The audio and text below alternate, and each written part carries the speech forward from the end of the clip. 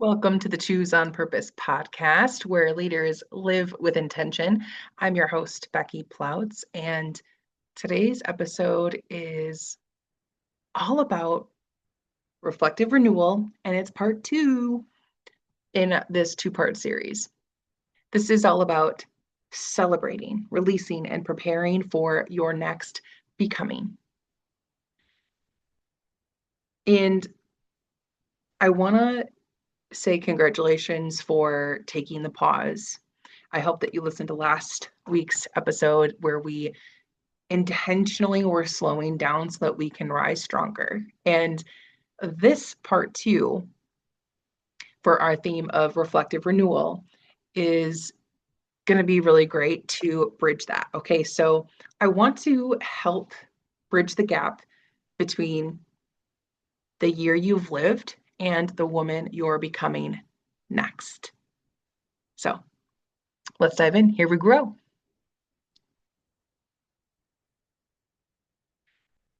Listen, celebrate what you don't give yourself credit for. This is how I want to start. In celebration, which if you have ever been on a call with me or when you get on a call with me, you'll notice intentionally we always start in celebration.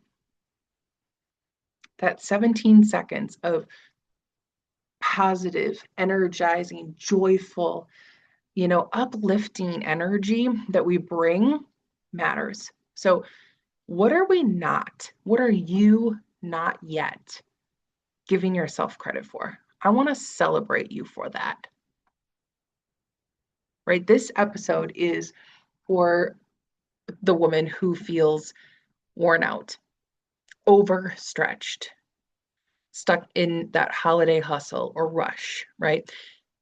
You're disconnected from your routines. Okay, I feel this one.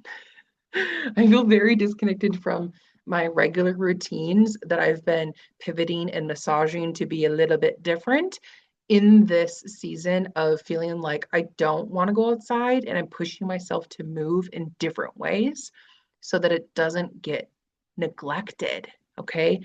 Or maybe you're unsure how you're supposed to start fresh in January while you're barely keeping up in the month of December. Okay, does anyone feel that? If that's you, then take a breath because this is like a soft landing for this because we are queens. I'm sure you are like me. If you're here, maybe you're like me, that you see what didn't get done, right? And this is why I say let's celebrate what we don't give ourselves enough credit for yet. The reflective renewal begins with celebrating what did. So ask yourself, what did I survive? You know, thinking about this year. What did you survive this year that really felt like survival? I'm sure there was something challenging. What did I grow through? Right? So there was a lesson, hopefully, that you got from what you survived. How did you grow through it? And what did I show up for, even when it was hard? Now, this is really important for you to become aware of what was really hard or challenging that you still showed up for. There's wisdom in there for this reflection for you to see that one, of course, you can do hard things, and two, that there's probably a really strong meaning of why it was important to you. Okay, so the last one I will say to ask yourself is, what did I learn about myself? So there's so many lessons from this year that I can reflect on. And what are the lessons? What did I learn about myself specifically? Because we're taking ourselves with us and we're talking about who we're moving into becoming. Like from this present moment, where are we turning to? Okay, so that's what we're looking at. You cannot move into your future if you refuse to honor the past or be in the present moment. So every lesson, Every moment of resilience, every boundary set, every small act of self respect, they all count. They're all a vote. Is it a vote for the woman that you are focused, committed to embodying and becoming? Let's celebrate the woman you were this year because she carried you here. Let's honor her. Celebrate what you have not given yourself credit for yet. Okay. Then we're going to look at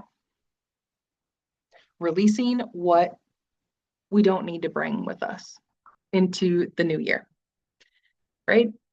Our bags get heavy enough. Let's release what we don't want to bring. It no longer serves us, period. We're not taking everything with, right? So ask yourself, reflect so that you can renew yourself and really see more clearly who you're becoming on purpose. So these choices align with where you're going with purpose. Okay. Ask yourself, what is exhausting me or what did, like looking at, pull out your calendar or pull up your Google Calendar or your whatever calendar you use. Hopefully you have the OP calendar and planner. Pull those journals out. Look at your gratitudes and acknowledgments for the year that you write down, hopefully. If not, those are great tools to have. Look at your photo reels. Look at the pieces of where do you track how your year goes and pull those out and look at them. I have the OP planner. I will look at my photos because I make a calendar every year, so I can easily kind of look at that. There are, the folders that I have on my computer. I'll look at that to see like where was I in what month, what kind of things felt exhausting to you. Okay, so that's what you're looking for. What drained you, right? Okay, another thing to ask is what belief no longer fits who you are becoming? What pressure can you drop off of yourself? Take it away. You can let it go. Leave it behind. And who am I when I'm not performing for anyone? When you are being your authentic self, right? That's what's going to come through. When you're not performing for anyone, who are you? Tell yourself about her. We're releasing to make space. Letting go is an act of leadership. That's why we're talking about this, because it does take courage to let go of things. Maybe they're even serving you a little bit,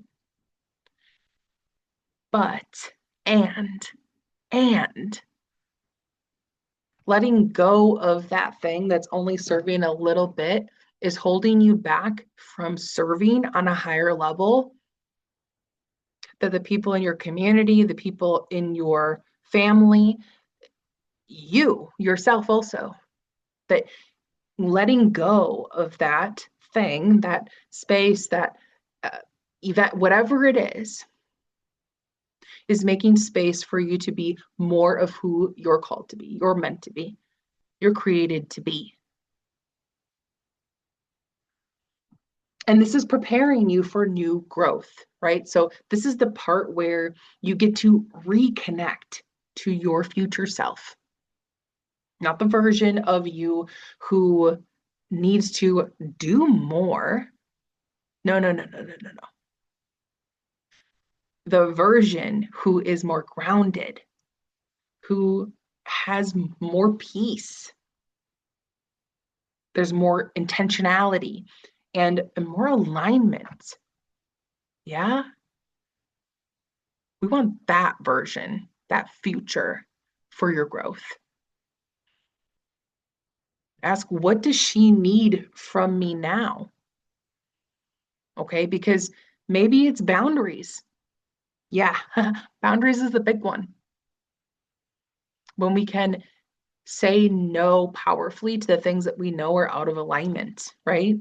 When we know that something really intentionally will serve me well, my community well, my purpose well, by saying yes to that, I'm intentionally going to go and invest and give and commit to that. Maybe who you're becoming needs more rest. Maybe that's really a thing. Maybe your health is the thing that will move the needle forward.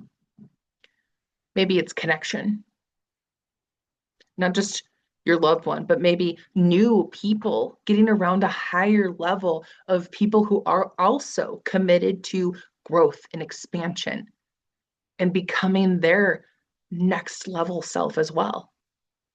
Maybe it's community, exactly for that reason too, because who we surround ourselves with matters. Everyone can't keep going to the same level with us. We don't all have the same dreams. We don't all have the same intentions and purpose. And everybody's level of courage and how they do that is different as well as their path. So maybe it is courage that she needs, your future self needs. It's within you to access those things. And this reflective renewal is far from perfection. It's about positioning yourself for purpose. And this can be a ritual to carry into the new year, right? The calendar year turning over, do this with these reflections before the end of the calendar year, okay? You can light a candle. And that really just sometimes that I have a friend that talks about lighting a candle as a way of inviting God, universe, source, to really join her in communing and manifesting and just asking, praying, and using this reflective renewal process to support you in lighting that, whoops, excuse me for that, knocked something over in this process. So light the candle and give yourself a nice peaceful space to tap in and write a couple things out. I invite you to write 3 things that you're proud of this year. 3. I'm sure there are thousands. And I say that knowing that a few years ago, I literally would have been like, yeah, right. There's really not that much. And one of the things that has really supported me is having the OP planner, like really tracking, getting to see my growth little by little, and being able to look back and see and be able to do this kind of reflection to witness myself and going, well, I really could have let that stop me. And I didn't. I have structure with this planner. I have support in community. And, I've developed discipline in having this structure and knowing that it serves me. And when I hide from it, I hide from my future self, knowing that it's bettering me because I'm being more aware and in this reflection process. So, again, that's my plug for inviting you. Get yourself a planner, get yourself some encouraging accountability to keep moving with tracking, even when it doesn't look, anywhere close to 100%. Okay. That's unimportant at the point of saying we're looking for progress in who we're becoming, even 1%. Okay. So again, write 3 things that you're proud of, just 3. And then I invite you to write down 3 things you're releasing and 3 things you're ready to receive. Write those 9 things out. And then I invite you to read it out loud to yourself. Really feel, let it in.